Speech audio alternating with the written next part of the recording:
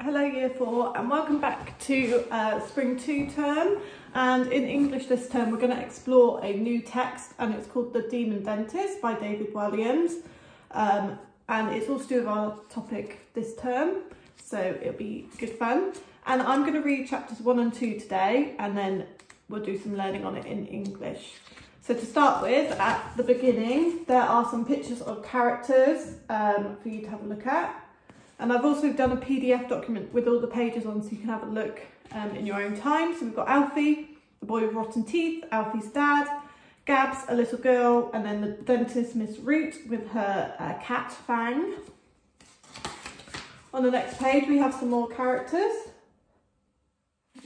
And we've got Miss Hare, the science teacher, Winnie, the social worker, Raj, the newsagent, PC Plank, the policeman. And then there's one more page of characters. So we've got the texting boy, a boy who never stops texting, so he doesn't actually have a name, just a description. Mr. Gray, a headmaster.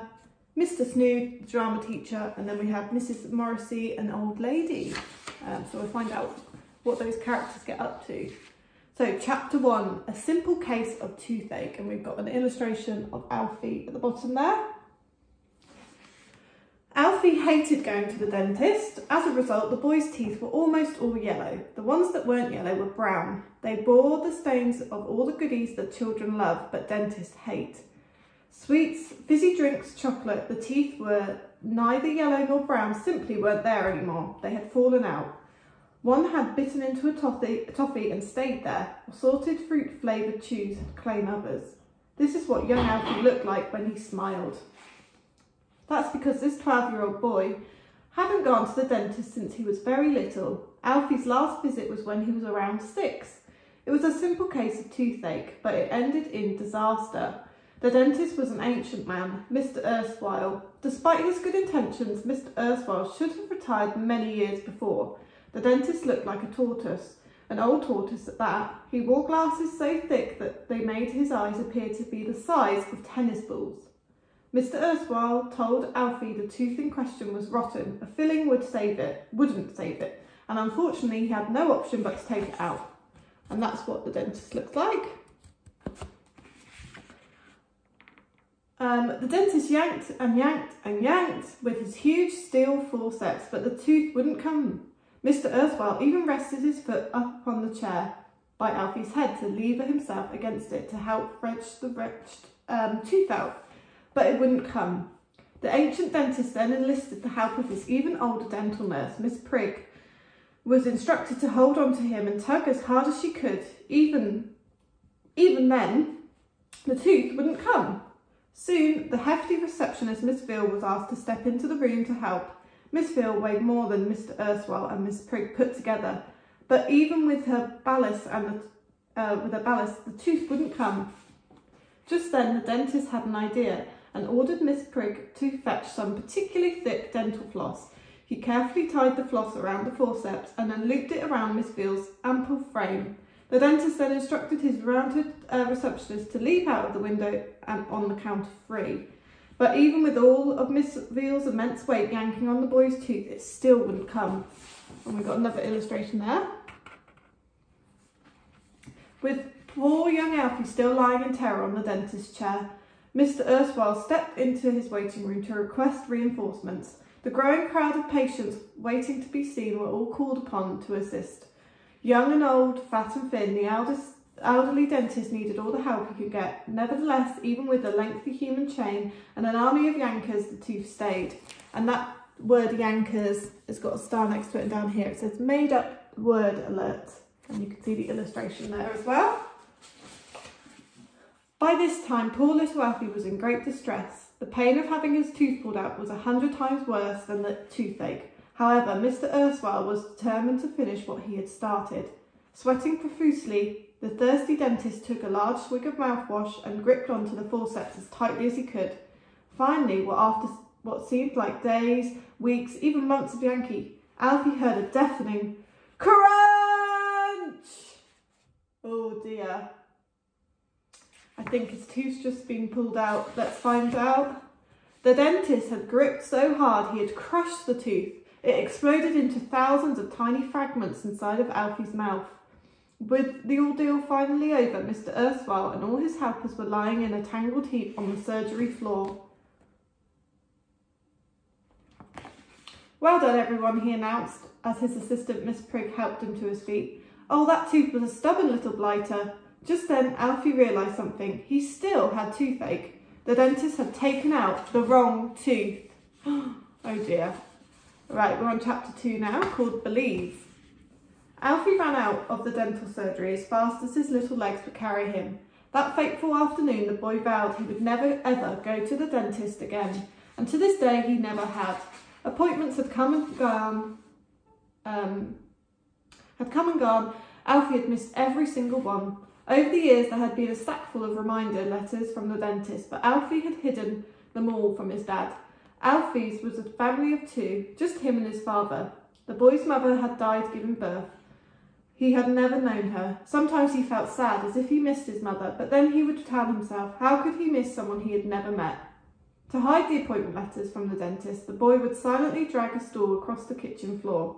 Alfie was short for his age. He was in fact the second shortest kid at his school, so he would have to balance on his tiptoes on the stool to reach the top of the ladder where he would hide the letters. And there's the illustration. There must have been 100 letters buried up there by now, and Alfie knew his father couldn't reach them. That's because for many years his dad had been very unwell, and he had of late become confined to a wheelchair. Before ill health forced him out of work, Dad was a coal miner, a great big bear of a man. He loved working down the pit and providing his beloved son. However, all those years spent down the mine took a terrible toll on his lungs. Dad was a proud man. He didn't let on about his illness for many years.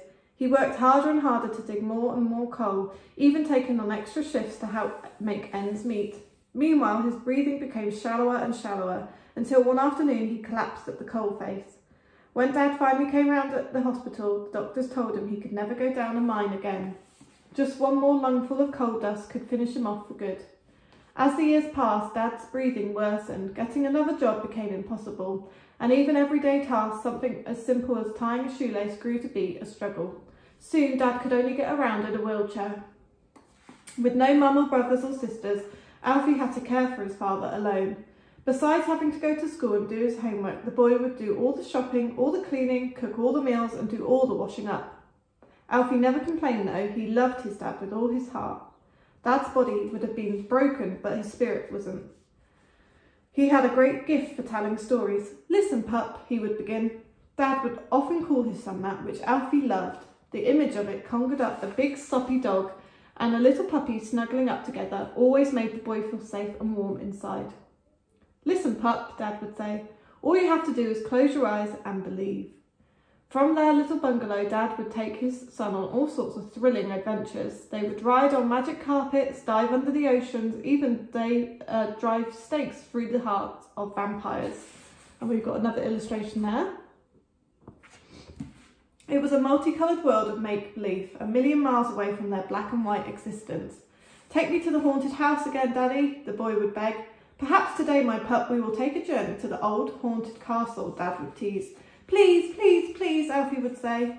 Father and son would close their eyes and meet in their daydreams. Together they went out fishing for the day in Scotland and caught the Loch Ness Monster, climbed the Himalayan mountains, came face to face with an abominable snowman, slung a huge fire-breathing dragon, hid aboard a pirate ship and were forced to walk the plank, only to be saved by beautiful mermaids, rubbed the magic lamp and met a genie who gave them 3 wishes each, although Dad gave all his wishes to his son, rode on the back of Pegasus, the winged horse from Greek mythology, climbed up a stalk to Giant Land and met an extremely hungry Cyclops whose perfect idea of between-meal snacks was a scrawny little 12-year-old boy, so Dad had to save him. They became the first ever father and son team to successfully land on the moon in a homemade rocket. They were chased across the misty moors at night by a ferocious werewolf. And we've got some illustrations of their dreams that they went on together. This was the world of imagination. Anything was possible in Dad's and Alfie's adventures. Nothing could stop them, nothing. As Alfie grew older though, he found it harder and harder to see things. As his dad spoke, the boy would open his eyes, become distracted and begin to wish he could play computer games all night like the other kids at his new big school. "Pup, just close your eyes and believe," his dad would say. However, Alfie was beginning to think that now that he was 12, nearly 13, he was too old to believe in magic and myths and fantastical creatures. He was about to find out how terribly wrong he was. And we end that chapter with our illustration of Dad and Alfie. So I hope you enjoyed that, and we'll be doing some learning on that this week. So I'll see you soon.